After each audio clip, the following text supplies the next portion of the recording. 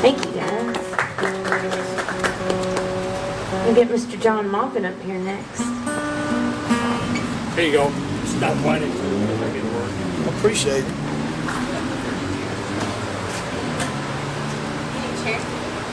No.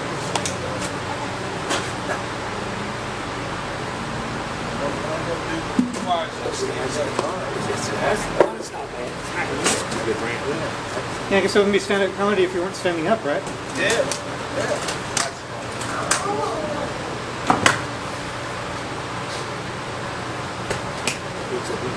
All right, it's nice to be here at the Barrett Bar.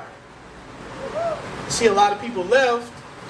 It's good. It's going to be a lot less people booing me after this. So, yes, well, you didn't run them all. I think they looked at the list and they knew I was going to be here, so they decided to get out. So let's leave. The thing is, one of those people knew me personally, and even that guy didn't stick around. I'm going to try to do something different that I have not done before. You know, usually I come up here and I tell a few jokes. You know, people look at me like I'm crazy, and then they just say, "Okay, it's enough." You know. But yeah, you know, like I said, it's good to be here, man. I like to be around musicians. Musicians are cool people, and you know, you're around them enough, you know, you gravitate toward them. You start doing things they do, like drugs. You know, I do drugs because musicians do drugs. They do. So I figured I'd do it too, and it worked out for me, so I stopped doing that. You know, and musicians, man, they cool, man. They like to be around you, and if you cool, they hang around you. They'll never give you no money, see. So they ain't really that cool. You know? I like to be around people who give me money. That's the way my brother is. My brother is the type of person, man, he owes, how do you owe everybody money? My brother owes everybody in America money. Owes the mailman money. The mailman drops off the mail, and then, hey, you got my money? You know? I should be chewing gum while I'm trying to talk. You know? But it's not looking too good. I hate, you know, when you chewing on gum, I hate when you're around people that don't have gum and they need gum, you know? You be around them and they be talking to you and about 2 words into the conversation, hey, you need some gum, some toothpaste or something. I always carry mouthwash around with me, you know? So if I know I get in the conversation, I talk to you, wait a minute. You know? Yeah. Always be prepared, especially when you're in front of a woman, you know? Because women go back and tell. They say, hey, he's a nice guy, but his breath stinks, you know? And I hate when you're in a restaurant with somebody and you're talking to them and spit comes flying in the middle of the conversation. Because it's hard to concentrate on somebody's conversation when they got spit coming out of their mouth, you know? Yeah, so, just like this guy right, he's spitting too, you know? Luckily, I'm far away from him where I can't get his spit, you know? You know, drunk people, they spit a lot too. Mostly in the toilet, they do. I don't know what it is, you know what I mean? You know, you got to be really drunk with to stick your head inside of a toilet. Because any other time, you don't want your face near it, but, you know, when you get sick, that's a good place to go, you know? And you just don't focus on that stuff. You don't focus on it. Man, somebody's butt was here, you know? I like going to, like, you know, places like Myers, Kroger's, when you got to use the restroom, because places like that usually have toilet paper. And I've been to some places where you go use the restroom and they don't have toilet paper. Oh, yeah. Yeah, that's right. See, he knows, see? Well, you helped me out on this act today. I appreciate that. And yeah, when you go to, and you can always tell when there's not toilet paper in a restroom, because people who go inside, they have a shirt on. When they come back in, they ain't got no shirt on. They improvise. Yeah. Say, yeah, you gone there before, haven't you? Come in. Yeah, because people improvise, man. Niggas, I'm going to wipe my butt no matter what. You know? And I hate when you go into the bathrooms and places and they don't, you know, they always have a sign right there on the side that says, all employees must wash their hands before returning back to work. And I said, no, that's good for the employees. So what they do, relieve me of my responsibility of washing my hands. You go in there and take a poop and you come out and they say, hey, you wash your hands. They said employees. I ain't got to do it, man. Yeah. And this is going well. Like 1.5 people laughing, you know. And then you see when you go back later, you say, man, y'all wasn't laughing. No, I was laughing inside. Yeah. I haven't been here in a while, man. I haven't, you know. And I know y'all assume, oh, you was locked up. No, I wasn't locked up. I just wasn't here. Just been going and doing regular stuff, going to my job, working, doing what regular people do, except for Bones. Bones don't work. They live up in the paddocks. And you can always tell when somebody wants some money on the street. I see this guy on the street had a sign, and they'll guilt you into giving them money, you know? They'll stand there and look at you like this. And I'm like, it doesn't matter how long you stare at me, I'm still not going to give you no money, you know? And some people try to guilt you, and they'll put it as a God said, give me some money. Get you another saying, God said, get a job, you know? Yeah, because people, man, on the streets, man, you know, you feel bad for them, you do. And then you feel like if you don't give them something, that, you know, it's bad karma. I might end up with no job. I got into an altercation with a guy the other day at my job, man. I did, you know. Me and him, we came to fisticuffs. Yeah, you know, and I'm not a violent person. I'm not, you know, contrary to popular belief, I ain't no violent person. But this guy, man, looked like he backed me into the corner, man. You know, I tried to avoid him, and I walked around him, and he followed me again. And he was like, you know, hey, you know. So I kind of put my fist up to back him up, put a little cushion in between me and him, and then my boss came and said, yo, you gotta walk away. You can't do that. You know, can't do that. Next time I can send you home. I said, I understand. You know, I understand. I said, but I can't take a punch in the jaw for my job. You know what I mean? There's no way I'm gonna let somebody jump on me, beat the hell out of me, and I'm gonna stand there with my hands to my side. I'll be in the hospital and say, hey, when I get out, I still got my job. I'd rather be fired than still have my face, you know? Those boxing and stuff, man, that's some rough stuff. And we used to fight all the time in the streets, man, you know? Especially when I play sports. Usually that's when I had most of my fights when I play sports, which is stupid, you know? I don't understand that. You're going there to have fun and you end up fighting somebody. But that's what made you tough, man. It made you tough to fight on the streets, you know? Fighting in the streets was tough. It was cool. It was illegal. Nowadays, it's realistic, and people pay to see this, man. Ultimate fighting. You get inside the ring, and you can break somebody's leg, and people say, yeah, that was a technique. Ain't no technique breaking somebody's leg, you know what I'm saying? Like somebody goes into training and breaks somebody's leg. I'm going to show you a technique to break somebody's arm next time, you know? Now, boxing, that's a technique. It's technical, you know? Technical knockout. 1, 2, 3, you know? They didn't do that in the streets. You just get beat up.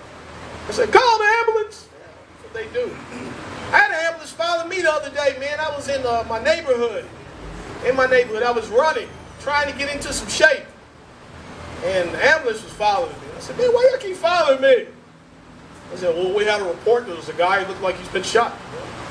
You know, that's pretty bad when you look like you've been shot. You've been running, you know? But I like to get into some shape. I've been trying to change my diet up a little bit. See, this guy's getting them walking out. That means I'm not doing well. It's okay. Hope your tires get flattened on the way out. I was thinking, man, I'm trying to get in some shape, change my diet up because I'm getting older. I don't want to die, which I know you're going to die anyway. And on my job, man, I think about this stuff all the time. But they say, you want to make it to your 27 years so you can get your retirement. Yeah. And I think what's going to happen to me probably since, you know, for the last 20 years, I've gone, you know, basically without any injuries and without getting sick. So probably on my 27th year, the last test, yeah, I made it. I'm going to go to the doctor and say, you got cancer. No! You know, and it sucks, man. It does. You save all your days up. You try to be a great employee, do what they tell you to do. And it never really works out. It doesn't, man, you know, because you always get somebody that's in office right now, the president, trying to take something away from you, you know. And I hope I don't offend nobody. If I do, I don't really care, you know. Because we need to have a president, man, in office, man. We need to have somebody different. We've already had the black person. We got the cuckoo in office right now. So we need to have somebody different. Let's have a woman in office as president. Not just a woman with a goatee and a mustache. That would be great, you know. Somebody different, you know. Because all those people are liars, they are. We're just picking the best liar. That's all we are, you know. And what gets me, I always say, yeah, I am a public servant. I'm here for you. And they say this all through their campaign. And then once they get in office, I'm going to do what I want to do. That's it. Try to get me out. You know? And they always throw an impeachment up there. We're going to impeach the president. We're going to impeach him. I've never heard impeachment so many times, man. And if, you know, you're a child or something, you think they talk about a fruit or something. You know, impeachment, you know. So, I don't know. I'm going to go ahead and play this guitar. Yeah, this is what you've been waiting for, huh? You might want to save your applause till after I leave, man. Well, you might not applaud at all.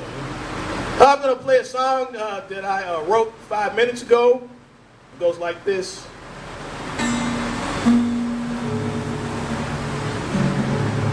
You know what they do? They usually put it up to the mic like this. And then they tune it up, you know. I just hit my lip on this, man, Lord. But they do this, and then but see, you see what musicians do when it's not working well. Like these people coming in, they're going to see me not do good. They usually look down at the guitar, and they say, oh my God, it's not working. Then they look up, and then they see it's still not working. They look back down and go, oh my God, it's not working. Come on in and enjoy this great, horrible music I'm about to play. You might want to get drunk, because when you get drunk, this is going to sound real good. You know? Yeah, because I'm not a guitarist. I just brought this as a prop. And a lot of was asking me, she was like, are you going to play guitar? I said, no, I'm just going to walk up there with a guitar in my hand. You know? That's what I'm going to do. Because that's usually what I do. I fooled a lot of people with this, though. I have. You know, I walked into some places. They said, oh, I didn't know you played guitar. And I said, I don't. Then they be mad. Meet me outside. I was at this other place the other day. I was at down 3rd Street. And doing some material on police. And then I looked out in the crowd, and there was the police. Uh-oh. Yeah. I said, yeah. Go ahead and tell your jokes. Lock you up after this.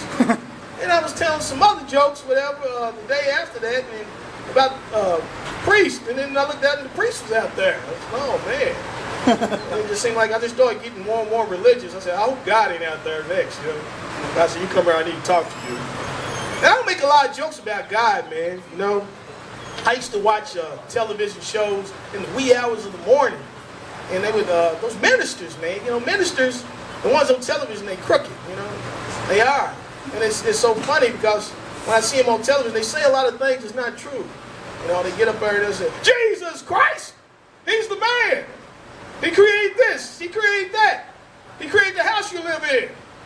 I've seen them. You can see them too for $59.95. I said, oh man. And I be having a good time. I used to laugh at that, boy. Then God feel like he make my heart flicker. So you might want to change the church. Yes, sir. Yes, Father. And in my church, man, you know, ministers, they're good guys, man, but they have so many daggone offerings. I don't understand it. Why do you have so many offerings in the church? I don't know whether, you know, it's your church. Anybody here go to church? 2 people. Everybody else is going to hell. You know? 3 people. Yeah. Somebody else might go pull their hand. I'm not going out there, man, but I'm going next week. Because, man, I don't want to go to hell, man. You know, and then people talk about purgatory. See, this guy walking out, he said, oh, I don't want to hear it. You talking about God, I'm out. But yeah, maybe you talk about purgatory, man. Purgatory, when they describe it, sounds like you're in an elevator that's stuck. You know what I mean? Being there, say, yeah, where are you going to? Well, I'm just waiting here for a while.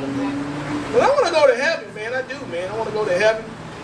I don't want to be in hell. I believe this is hell right here. It is. Especially when things don't work out for you, you know. Because, you know what I mean? I had a lot of dreams, man, in my life. I wanted to be a basketball player. I did. And I know, you know, most of y'all look at me and say, yeah, you're black. That sounds very racist, didn't it? I hate racism, man. I hate it. I hate when people lie to me, though. That's really what I hate. Some people, man, you can tell when they're racist. They say, yeah, I'm colorblind. You ain't colorblind. If you was colorblind, you driving down the street, you be running through every light. They'd be like, what's wrong with him? Oh, he's probably just colorblind. It's okay. And on the streets, man, you know, you see so many different things, man. You see stuff like, I see a traffic cop out here. And so I just assumed that I could do what I want to do because he's a traffic cop. And you don't see traffic cops anywhere else but in traffic. So I pulled my cocaine out and I did it. And he said, oh, I'm going to have to lock you up. I said, no, because you're just a traffic cop and I'm not in the street, I'm on the sidewalk. Yeah. And I don't like to talk about cops. They got a hard job. They do. They have a very hard job. We need the cops we had a long time ago where they knew everybody. Cops that, you know, were very responsible. Hope there's no cops out here right now because I'm probably going to go to jail. And the cops, man, they cool. Like I said, the old time cops, man, they knew everybody. They knew you when you was a baby. They knew you when you was born. And they knew you every step of your life. They knew you when you was born. They knew you when you was in school. They knew when you played basketball. Say, hey, little boy, behind the back. And when you're in your 20s, they put your hands behind your back. So they know you every step of your life. But I just like to have the cops, man, that's on television. Those are the best ones. They can solve a case in 30 minutes. When in real life, it takes them 30 years. Have a good night. He told you I didn't know how to play. Make a sense.